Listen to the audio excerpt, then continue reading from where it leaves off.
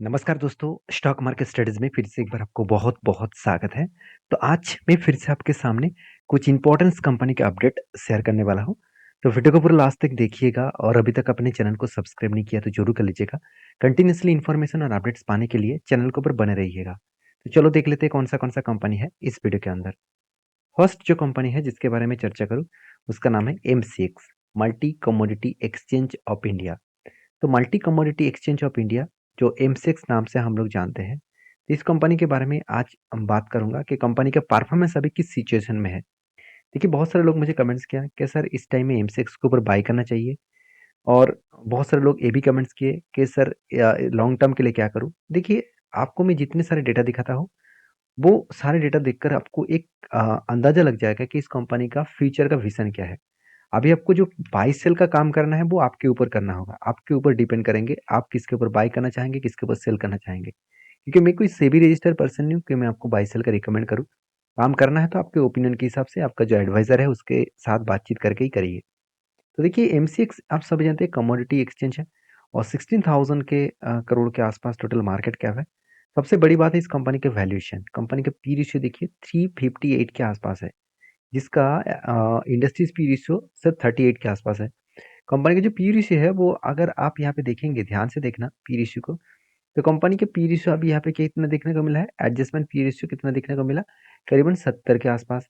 और कंपनी का जो एवरेज पी रेशियो है वो कितना है, 36। मतलब कंपनी का करंट पी रेशियो 70 के आसपास है और एवरेज पी रेशियो 36। इसका मतलब कंपनी का जो पी रेशियो है वो देखा जाए तो 50% ज़्यादा है।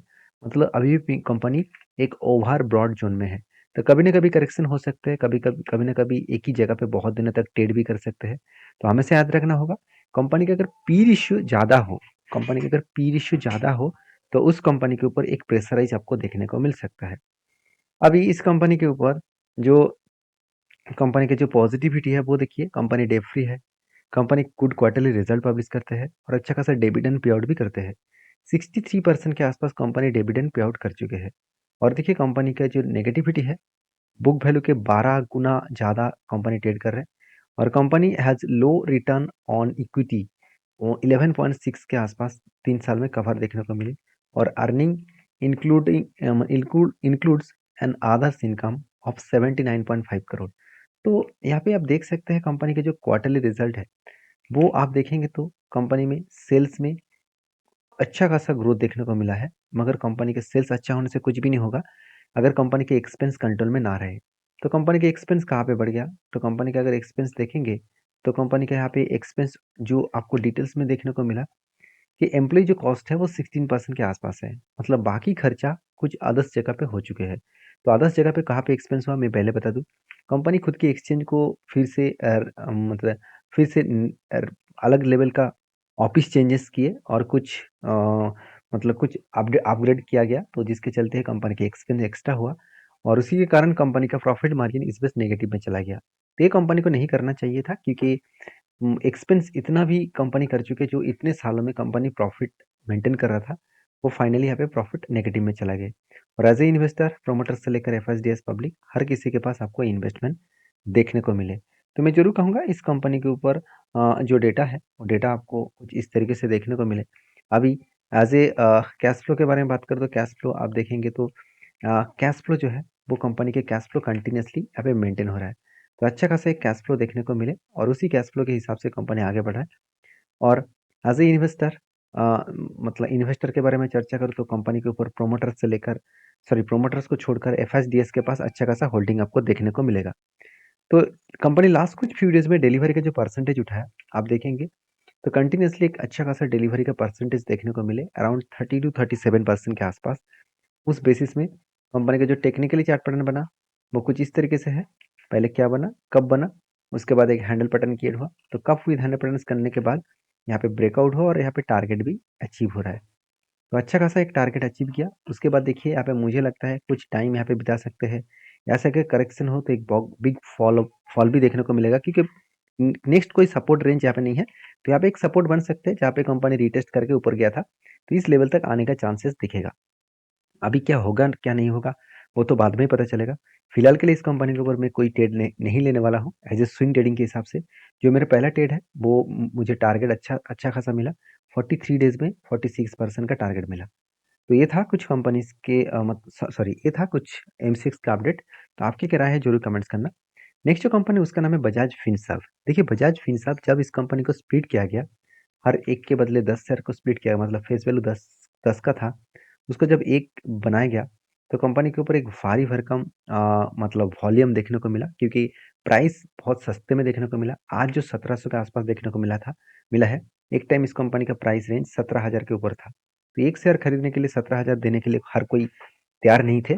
आज हर कोई इस कंपनी के ऊपर निवेश करना चाहेंगे, क्योंकि करंट जो प्राइस है वो एकदम सस्ते में है और वैल्यूएशन देखा जाए तो ठीक ठाक ही है और आरओसी आरओई बेस्ड है और इनकम भी ज़बरदस्त है और कंपनी अच्छा खासा कर्जा भी उठाया करीबन 5% के आसपास। तो जो कर्जा उठाया गया वो आपको मैं यहाँ पे दिखा दूँ। अगर फाइनेंस कंपनी लगातार खुद के कर्जे को बढ़ाते चले जा रहे हैं तो सोचिएगा एक बिग पॉजिटिव पॉइंट्स है। ऑब्वियसली एक बिग पॉजिटिव पॉइंट है। अगर वही चीज़ को यहाँ पे आदर्श एसेट के हिसाब से बात करूँ तो कंपनी का जो एसेट है वो भी लगातार बढ़ता हुआ देखने को मिले। जैसे कंपनी का ट्रेड रिसीव कितना हुआ, इस बार कंपनी हाईएस्ट ट्रेड को रिसीव किया करीबन 5,800 करोड़।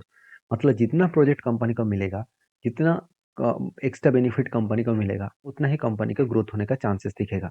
तो फाइनली कंपनी के ऊपर जो एज ए इन्वेस्टर इस कंपनी के ऊपर देखेंगे तो सबसे ज़्यादा पब्लिक के पास हिस्सेदारी है। क्यों? क्योंकि जब कंपनी का स्प्लिट किया गया तो बड़े से बड़े जो इन्वेस्टर है वो खुद के होल्डिंग को कंटिन्यू उसी रेंज पे रखे हैं।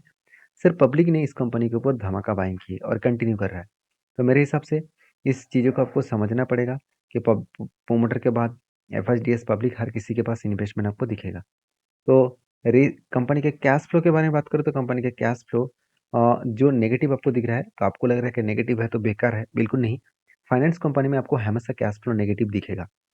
तो बाकी इस कंपनी के लास्ट कुछ फ्यू डेज का डिलीवरी का परसेंटेज दिखा दूँ तो एक डेटा अपडेट यहाँ पे आपको देखने को मिला और यहाँ पे जो ट्रेन लाइन ये जो वेबसाइट है इसके माध्यम से आप खुद जाकर देख सकते हैं। बहुत शानदार साइट है, अच्छा खासा एक डेटा पब्लिश करते हैं। तो इस साइट के माध्यम से आपको डेटा देखने को मिला कि 40 to 47% के आसपास यहाँ पे डिलीवरी का परसेंटेज देखने को मिला। और बजाज फाइनेंस का जो टेक्निकली चार्ट पैटर्न है, सॉरी बजाज फिनसर्व का जो टेक्निकली चार्ट पैटर्न है वो मैं आपको यहाँ पे दिखा देता हूँ। कुछ इस तरीके से पैटर्न्स बना। पहले क्या बना, ये पहले काप बनाया, उसके बाद एक बार दो बार हैंडल पैटर्न क्रिएट किया और फाइनली क्या किया, यहाँ पे ब्रेकआउट हुआ। और ब्रेकआउट होने के बाद देखिए कंपनी थोड़ा सा ऊपर जाने के बाद रिटेस्टमेंट किया। अभी देखिए धीरे धीरे करके कंपनी ऊपर जा रहा है। इसका मतलब है कंपनी जब भी यहाँ पे ब्रेकआउट किया, ब्रेकआउट कंफर्मेशन किया, कभी ना कभी वो रिटेस्ट करने वाला है। तो फाइनली रिटेस्ट किया, उसके बाद देखिए धीरे धीरे करके आगे बढ़ रहा है। तो अभी देखिए आगे जाएगा कि नीचे जाएगा वो तो आपको बाद में पता चलेगा। इसका जो टारगेट लेवल है बहुत बड़ा टारगेट है। करीबन इसका टारगेट निकल कर है करीबन 2090 के आसपास। तो ऑलमोस्ट आप बोल सकते हैं 26% के आसपास। तो ये टारगेट बनेगा, ये किस तरीके से बनेगा, कैसे बनेगा, वो आपको देखना है, वो आपको जानना है। और तो इस मेरे चैनल के ऊपर बने रहिए, चैनल को सब्सक्राइब करके रखिए। तो मैं कंटिन्यू इसके ऊपर वीडियो लेके आऊँगा। तो नेक्स्ट जो कंपनी उसके बारे में बात करूँ उसका नाम है सोना बीएलडब्ल्यू। देखिए सोना बीएलडब्ल्यू जो एक ऑटो इंश्योरेंस कंपनी है, इसके ऊपर मैंने एक डिटेल्स वीडियो बना के दिया हूँ। इसका फ्यूचर के विजन के बारे में, कंपनी का मैनेजमेंट कितना स्ट्रांग है उसके ऊपर मैंने डिटेल्स डेटा आपके साथ शेयर किया हूँ। जाकर प्लेलिस्ट में जाइए और इस वीडियो को जरूर देखिए। तो देखिए सोना बीएलडब्ल्यू जो है उसका मार्केट कैप 37,900 करोड़ के आसपास है। इसका पी रेशियो 80 के आसपास है। कंपनी के आरओसी आरओई दोनों ही एक एवरेज के ऊपर देखने को मिले। और सबसे बड़ी बात क्या है, कंपनीज के ऊपर जो डेप्थ है वो ना के बराबर है। इनकम भी अच्छा खासा हो रहा है और कंपनी के हाथ में कैश फ्लो भी अच्छा खासा देखने को मिले। हाँ, प्रोमोटर के पास उतना होल्डिंग नहीं है, अराउंड 30% के आसपास। इस बात को आपको भूलना नहीं चाहिए, ये भी बहुत इंपॉर्टेंट पॉइंट है। और सबसे मज़ेदार बात यही है कि कंपनी के जो रेशियोज है वो आप देखेंगे तो एक टाइम कंपनी को 148 डेज, 143 डेज और 132 डेज लग रहा था, जो आज घट के हो चुके हैं 105 दिन। तो कैश कन्वर्जन जो साइकिल्स है, इस साइकिल्स को आप देखेंगे तो कंटिन्यूसली इस साइकिल को इस तरीके से देखने को मिले। अभी एज ए इन्वेस्टर प्रोमोटर से लेकर एफएसडीएस पब्लिक अच्छा खासा यहाँ पे होल्डिंग देखने को मिला। तो मैं ज़रूर कहूँगा इस कंपनी के ऊपर आपको फोकस होना चाहिए, क्योंकि इंस्टीट्यूशन भी जो पहले 9% के आसपास एफआईएस के पास होल्डिंग था, डीएस के पास 15% होल्डिंग था, तो एफआईएस ने 9% से बढ़ाकर कर दिए 33% और डीएस ने 15% से बढ़ाकर कर दिए 27%। एक अलग लेवल का इन्वेस्टमेंट कंपनी के ऊपर देखने को मिले। और यही कारण की वजह से कंपनी के ऊपर एक अच्छा खासा हाई वॉल्यूम तो पहले दिखा देखने को मिला था। अभी देखिए वॉल्यूम थोड़ा-सा कम हुआ। अभी कम क्यों हुआ? चलो मैं आपको चार्ट पैटर्न में दिखा देता हूँ। देखिए एक शानदार तरीके से क्या हुआ, शोल्डर कम हेड कम शोल्डर बना। तो शोल्डर कम हेड कम शोल्डर बना। यहाँ पे जो पैटर्न क्रिएट किया बहुत शानदार पैटर्न था और इसके ऊपर ब्रेकआउट भी हुआ था और यहाँ फाइनली क्या हुआ, ब्रेकआउट कंफर्मेशन हो चुकी है।